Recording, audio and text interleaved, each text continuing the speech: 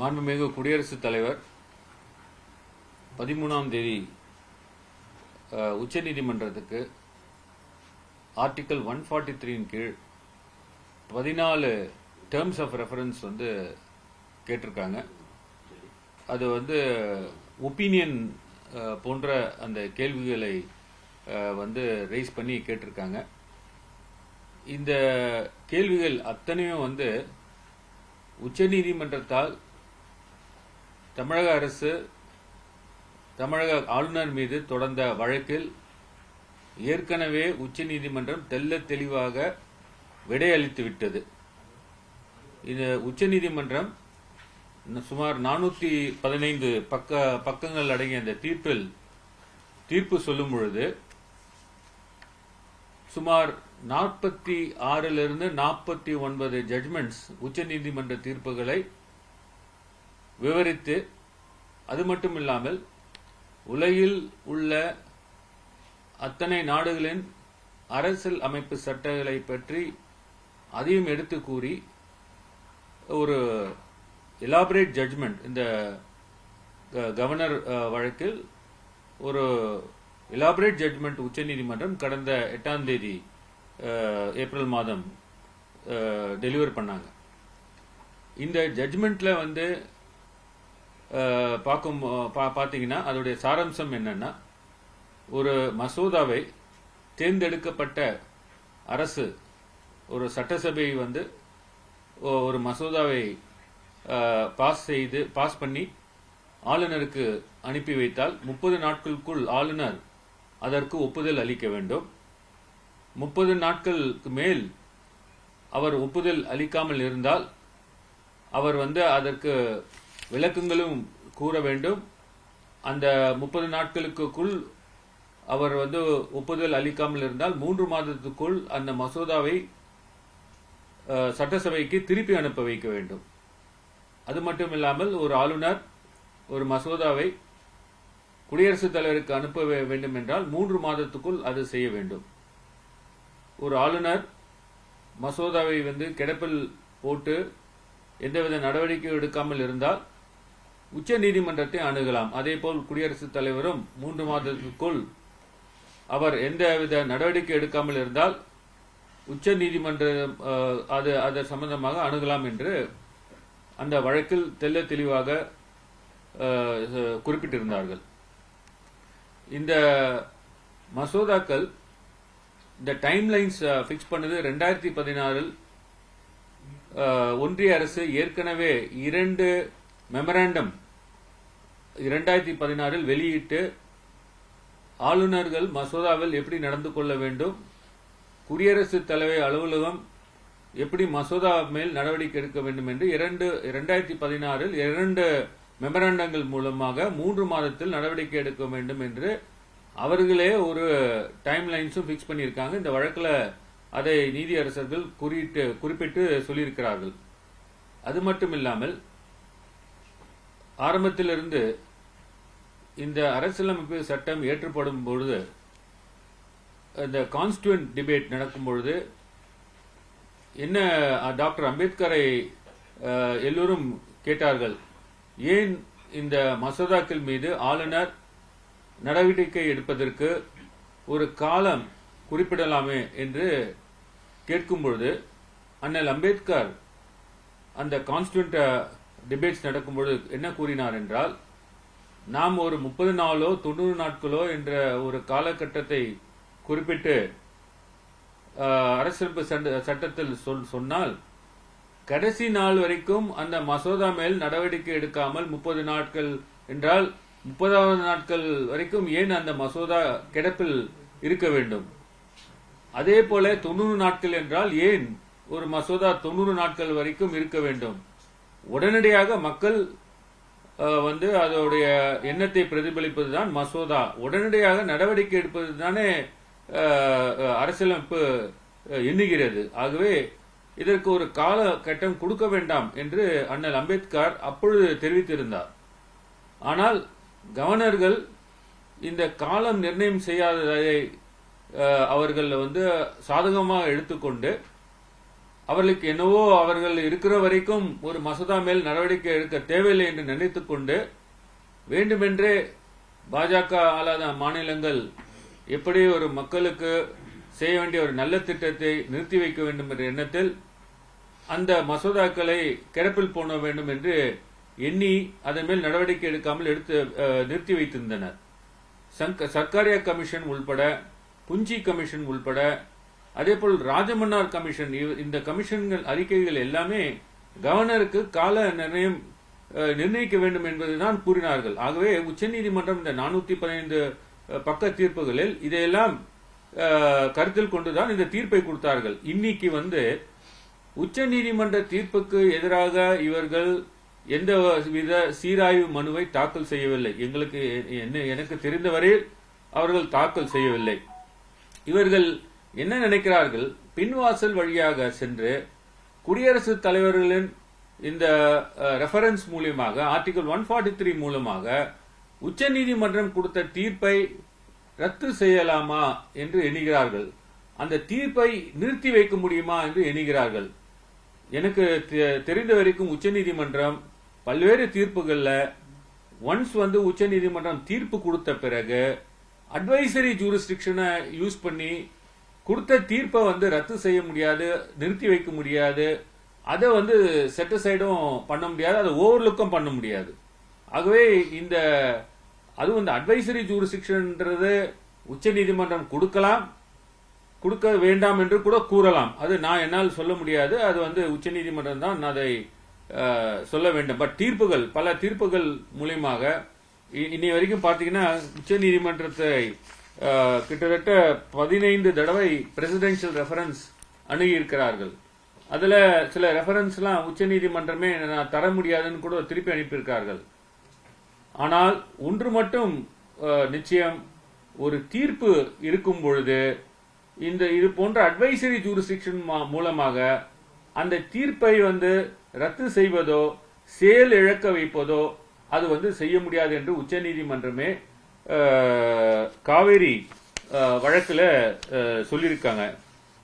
அது ரெஃபரன்ஸ்ல 1993 சொல்லியிருக்காங்க. 9 நீதிபதிகள் அடங்கிய அமர்வு சொல்லியிருக்கிறார்கள். ஆகவே இந்த ரெஃபரன்ஸ் இன்னைய தேதியில இந்த ரெஃபரன்ஸ் இது குடியரசுத் தலைவர் உச்சநீதிமன்றத்துக்கு அனுப்பி வைப்பதால் ஏற்கனவே பகரப்பட்ட தீர்ப்பை நிறுத்தி வைக்கப்படும் என்று கருதினால் அது தவறானது. நிச்சயமாக எங்களுடைய தமிழ்நாடு முதலமைச்சர் அவர்கள் கூறியிருக்கிறார்கள், எல்லா மாநிலங்களும் இந்த மாநில சுயாட்சிக்காக, மாநிலுடைய கோஆப்டிவ் ஃபெடரலிசத்துக்காக ஒன்று இணைந்து ஒரே கோட்டில் நின்று இதை நாம் முறியடிக்க வேண்டும் என்று கூறியிருக்கிறார். நிச்சயமாக அது நடக்கும். ஒரு ரிவ்யூ பெட்டிஷன் மூலம் வராம ஏன் குடியரசு ரெஃபரன்ஸ் மூலமாக வர்றாங்க? அந்த ரிவ்யூ பெட்டிஷன் போட்டாங்கன்னா அவங்கள சக்சீட் பண்ண முடியாதுன்னு நினைக்கிறாங்க போல இருக்கு. ஆனா இந்த அட்வைசரி ஜூரிஸ்டிக்ஷன் ஆர்டிகல் 143 இன்வோக் பண்றது எந்த விதத்திலும் ஏற்கனவே பகரப்பட்ட தீர்ப்பை ரத்து செய்ய முடியாது, செயல் இழக்கவும் வைக்க முடியாது. ஆகவே தீர்ப்பாக தான் இருக்கும். இந்த அட்வைசரி ஜூரிஸ்டிக்ஷன் அட்வைசரியா அவங்களுக்கு உச்சநீதிமன்றம் அனுப்பலாம், அனுப்பாமலும் இருக்கலாம். ஆனா தீர்ப்புக்கு எதிராக அவர்கள் அட்வைஸ் பண்ண முடியாது. இந்த அட்வைஸை உச்சநீதிமன்றம் அனுப்பி வைத்தாலும் அதை பிரசிடென்ட் ஏற்றுக்கொள்ளலாம், ஏற்றுக்கொள்ளாமலும் இருக்கலாம். ஆகவே தீர்ப்பு article 141 it is binding on all authorities and law declared by Supreme Court it binds on all authorities. 142 அவங்க ஆர்டர்ஸும் கொடுத்திருக்காங்க. ஸோ 143 இப்போ இந்த பிரசிடென்ஷியல் ரெஃபரன்ஸ் எந்த விதத்திலும் எங்களுக்கு பகரப்பட்ட தீர்ப்பை செயலிழக்க முடியாது, அதை வலுவிழக்க முடியாது. இந்த தீர்ப்பா தான் இருக்கும். ஒருவேளை அரசியல் சாசன உயர் அமர்வு அமைக்கப்பட்டு விசாரணைக்கு போனா என்ன நடக்கும்? அவர்கள் அட்வைஸ் தான் கொடுக்க முடியும். ஆனா அது அரசியலமைப்பு நீங்க சொல்ற மாதிரி இது 5 ஜட்ஜி விசாரிச்சாலும் உச்சநீதிமன்ற தீர்ப்புகள் இருந்து 9 நீதிபதிகள் நான் சொன்ன அந்த காவேரி வழக்கு சம்பந்தமாக 2002 1993 இதே மாதிரி பிரசிடென்ஷியல் ரெஃபரன்ஸ் வந்திருக்கிறது. அது மட்டும் இல்லாமல் 2002 குஜராத் ஆர்டிகல் 174 சம்பந்தமாக ஒரு பிரசிடென்ஷியல் ரெஃபரன்ஸ் வந்திருக்கிறது. இந்த 2 வழக்குகளும் உச்சநீதிமன்றம் என்ன சொல்லுதுன்னா, ஏற்கனவே தீர்ப்பு இருந்தால் நாங்கள் அட்வைசரி ஜூரிஸ்டிக்ஷன் இன்வோக் பண்ண மாட்டோம், தீர்ப்பு இருந்தால் நாங்கள் அந்த தீர்ப்பின் பிரகாரம் நாங்கள் நடந்து கொள்வோம் சொல்லியிருக்காங்க. ஸோ இனிய நிலைமை உச்சநீதிமன்றம் அது கிளியரா சொல்லியிருக்காங்க. தீர்ப்புக்குள்ள நீதிமன்றம் போறதுக்கு வாய்ப்பு இல்லை. அதுதான் அப்படி உச்சநீதிமன்றம் இந்த 2 வழக்கையும் சொல்லியிருக்காங்க. நாங்க தீர்ப்பு கொடுத்திருந்தா அந்த ரெஃபரன்ஸ் தீர்ப்புல அடங்கி இருந்தா நாங்க கொடுக்க மாட்டோம் அப்படின்னு சொல்லியிருக்காங்க. சார், குடியரசுத் தலைவர் ஏற்கனவே முருகன் சாந்தன் பேரறிவாளனுடைய அந்த தூக்கு தண்டனை ஆயுள் தண்டனையா குறைக்கிறாங்க. அப்ப குடியரசுத் தலைவர் அவங்களுக்கு அனுப்புன அந்த கருணை மனுவுல காலதாமதமாக முடிவெடுத்தார் அப்படின்னு சொல்லிதான் அப்போதைய தலைமை நீதிபதியாக இருந்த சதாசிவன் தலைமையிலான அமர்வு அவங்களுக்கு மரண தண்டனையை ஆயுள் தண்டனையாக குறைக்கிறாங்க. அப்பவே குடியரசுத் தலைவர் தவறு பண்ணியிருக்கிறாரு, சரியான டைம்ல முடிவு எடுக்கல அப்படின்னு அப்பவே உச்சநீதிமன்றம் 2015 16 உத்தரவு போட்டாங்க. சோ இது முதல் முறை கிடையாது.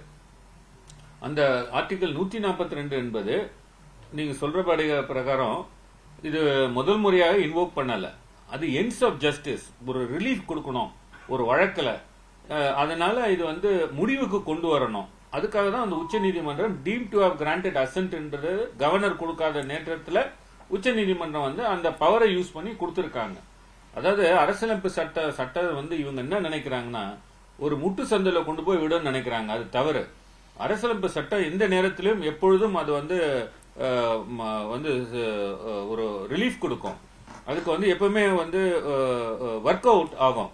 அது எந்த காலகட்டத்திலையும் எந்த நேரத்திலையும் அது எல்லாருக்கும் ஒரு பரிகாரம் அளிக்கும். இவர்கள் நினைப்பது போல நாங்க கவர்னர் ஒரு சட்டமன்ற மசோதாவை ஏற்றி அனுப்பினால் கவர்னர் வைத்ததுதான் சட்டம், நான் தூக்கி கபோர்ட்ல கட்டி வச்சேன்னா அதெல்லாம் முடியாது.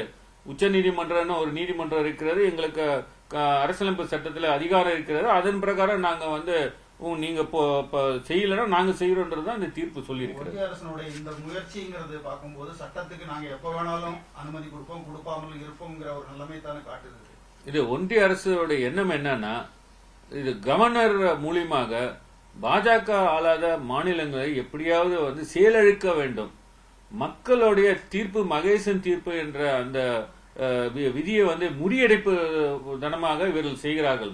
மக்கள் தேர்ந்தெடுத்து அனுப்புகிறார்கள். அவர்கள் சட்டசபையில தான் இந்த மசோதாக்கள் ஏற்றி அனுப்புகிறார்கள். அந்த மசோதாக்கள் கவர்னர் நினைச்சாதான் அது சட்டமாகும், இல்லைன்னா அது கட்டி போட்டு பீரோல தூங்கணும்னு மாதிரி தான் ஒன்றிய அரசு நினைக்கிறது. இப்போ அவங்களுடைய 14 அந்த கோரிக்கைகளும் அந்த ரெஃபரன்ஸும் பாத்தீங்கன்னா குடியரசுத் தலைவர் இது ஒன்றிய அரசு தான் இது நாள் வரைக்கும் தமிழகத்தில் ஆளுநர் மூலியமாக மக்களுக்கு எதிரான ஒரு செயல்களை செய்து வருகிறது என்பது தெல்ல தெளிவாகிறது. அதுதான் எங்கள் தலைவரும் குறிப்பிட்டிருக்கிறார். ஏப்ரல் 18 இந்த வழக்குல தீர்ப்பு இருக்கு. ஒரு மாசத்துக்கு மேல ஆச்சு. ஏற்கனவே ஏப்ரல் 8 தீர்ப்பு இருக்கு. ஏப்ரல் 8 நேற்றுக்கு வரைக்கும் சஞ்சீவ் கண்ணா தான் தலைமை நீதிபதியா வர்றாரு.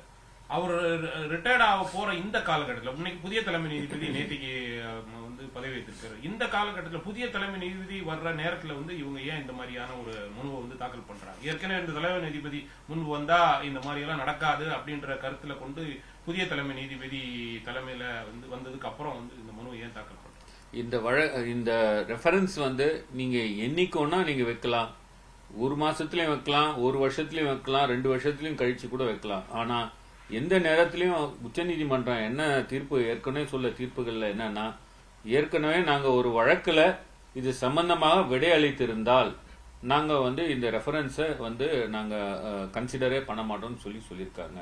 இதுல ரைஸ் பண்ணியிருக்க அத்தனை 14 ரெஃபரன்ஸஸும் ஏற்கனவே வழக்குகளை தீர்ப்புகளாக மாறியுள்ளது.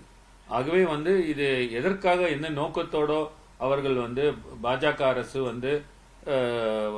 ஒன்றிய அரசு இந்த மாதிரி ரெஃபரன்ஸ் சுப்ரீம் கோர்ட் கொடுத்திருக்காங்கன்னா, தேர்ந்தெடுக்கப்பட்ட அரசுகள் செயலளிக்க வேண்டும். அவர்கள் மக்களுடைய எண்ணத்தை பிரதிபலிக்கின்ற வகையில் அவர்கள் செயல்படக்கூடாது. அந்த எண்ணத்தில் தான் இது அவர்கள் செய்து கொண்டிருக்கிறார்கள். இதை காண்பித்து மறுபடியும் கவர்னர்கள் கிடப்பில் போடுவார்கள்.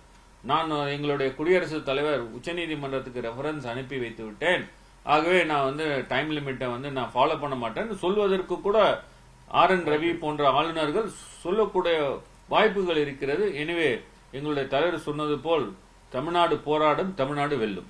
ஒரு வழக்கு போட்டாலே விரைந்து தீர்வு காணப்பட வேண்டும், பொதுமக்களுக்கு விரைந்து தீர்வு காணப்பட வேண்டும் தான் இந்த காலகட்டத்தில் இருக்கிற ஒண்ணு. உச்சநீதிமன்ற நீதிபதிகளே பல பேர் சொல்லியிருக்கிறாங்க வழக்குகள் எல்லாம் விரைந்து முடிக்க வேண்டும் அப்படின்னு. இப்போ இந்த மசோதாக்களை பொறுத்தவரை மாநிலங்கள் அவசர அவசரமாக மக்களுடைய நலனை கருத்தில் கொண்டுதான் மசோதாக்கள் நிறைவேற்றுறாங்க. இதுல நாங்க எங்களுக்கு கால நிர்ணயம் செய்யக்கூடாது, நாங்க எப்ப வேணாலும் முடிவு எடுப்போம் அப்படின்னு சொல்ற ஒரு காலகட்டத்தை நீங்க எப்படி பாக்குறீங்க? குடியரசுத் தலைவரும் ஆளுநரும் அரசியல் சாசனத்திற்கு உட்பட்டவர்கள், பெரிய பதவியில் இருக்கிறவங்க, அவங்களே இந்த மாதிரி சொல்லும் போது அதை முன்னுதாரணமாக இருக்க வேண்டிய குடியரசுத் தலைவரும் ஆளுநர்களும் இது போன்று நடந்து கொள்வது எதை காட்டுகிறது? அவர்களுக்கு அரசியலமைப்பு சட்டத்தின் மேல் எந்தவித நம்பிக்கையும் இல்லை. அந்த அரசியலமைப்பு சட்டத்தில் ஒரு மசோதா ஸ்டேட் லெஜிஸ்லேச்சர் சட்டமன்றம் ஏற்றி அனுப்பி வைக்கும் போது அதற்கு ஒப்புதல் ஆளுநர் தான் கொடுக்க வேண்டும். இப்பொழுது இவர்கள் நடந்து கொள்ளுடைய விதத்தை பார்த்தால் உச்சநீதிமன்றம் தான் இவர்கள் மத்தியில் இருந்து அந்த மசோதாவை அவர்கள் ஒப்புதல் அளிக்க வேண்டும். இல்லை என்றால் உச்சநீதிமன்றம் தான் ஒப்புதல் அளிக்க முடியும் என்ற ஒரு அளவில் இவர்கள் கொண்டு வைக்கிறார்கள். ஆகவே இவர்களுக்கு எல்லாம் அரசியலமைப்பு சட்டத்தின் மேல் நம்பிக்கை இல்லை என்பதை காட்டுகிறது. ஏப்ரல் 8ஆம் தேதி போட்ட அந்த தீர்ப்பு நிறுத்தி வைக்கிறதுக்கு வாய்ப்புகள் இருக்கிறா? நிச்சயமாக இல்லை.